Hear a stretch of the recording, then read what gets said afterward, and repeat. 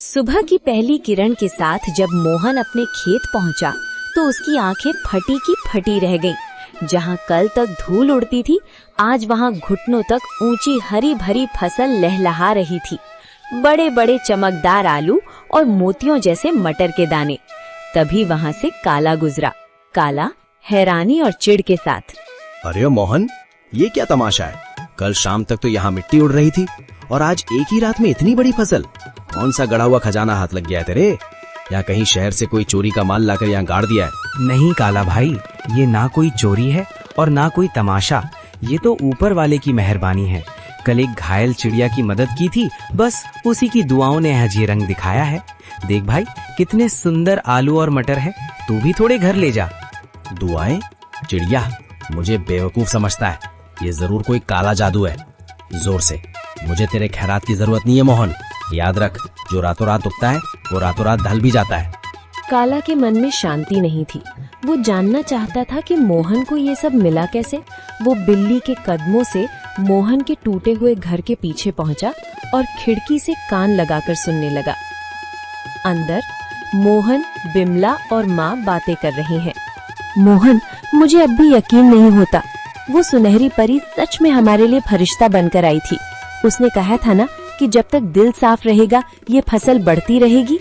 हाँ बिमला, उसने उसी बरगद के पेड़ के पास दर्शन दिए थे जहाँ से मैं रोते हुए लौट रहा था।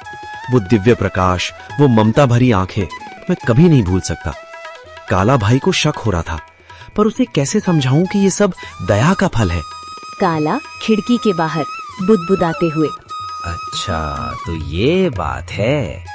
बरगद का पेड़, परी और सुनहरी पोटली।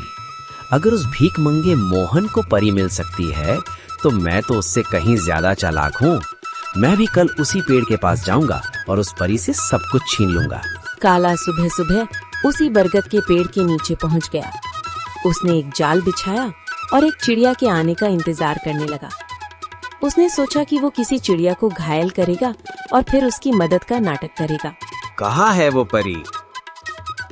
ओ चिड़िया, बाहर निकल। देख, मैं तेरे लिए कितने दाने लाया हूँ।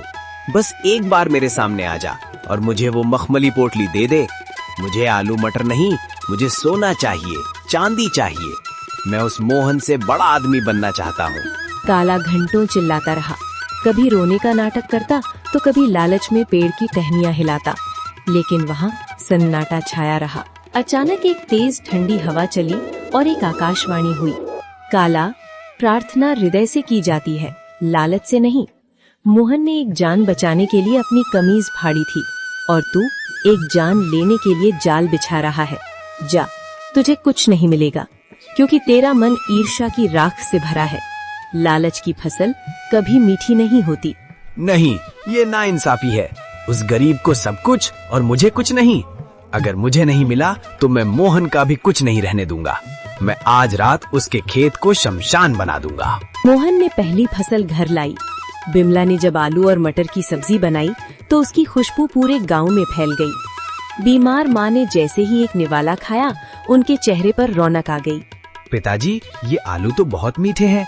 क्या ये सचमुच हमारे खेत के हैं? अब मुझे स्कूल जाने के लिए नया बस्ता मिलेगा ना? हाँ मेरे बच्चे, अब हम कभी भूखे नहीं सोएंगे। बिमला देखो, भगवान ने सुन ली। आज माँ की आंखों में चमक देखी? ये उन जादुई बीजों का ही प्रताप है। बिमला आंखों में आंसू भरकर, मैं तो डर गई थी मोहन। मुझे लगा था कि